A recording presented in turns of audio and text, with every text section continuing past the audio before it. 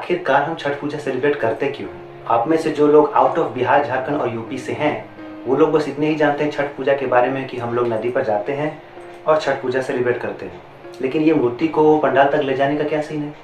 तो यहाँ पर मैं आपको एक छोटी सी कहानी सुनाना चाहता हूँ कि द्रौपदी और सारे पांडव जब जुए में अपने सारे राजपाट को हार गए और जंगल में जाके रहने लगे, तभी वहाँ पर 10,000 शिष्यों के साथ ऋषि दुर्वासा पहुँच गए पूजन और भोजन के लिए।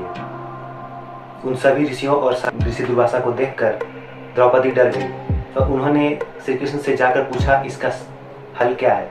तो उन्होंने द्रौपदी को एक कहानी सुनाई। एक बार एक राजा के बहुत सारे पुत्र थे और एक ही पुत्री थी जिसका उन्होंने बहुत प्यार से नाम रखा था सुकन्या, जिसके साथ वो गए थे शिकार पर। तो सुकन्या को जंगल में दो जुगनू मिट्टी के ढेर में लगी हुई दिखाई दी, और वो जुगनू एक ऋषि की 2 आंखें थी जो घोर तपस्या के कारण उस जंगल में बैठे हुए थे, और दीमक ने उनके शरीर को चारों तरफ से घेर रखा था और शरीर बस हड्डी मात्र बचा हुआ था।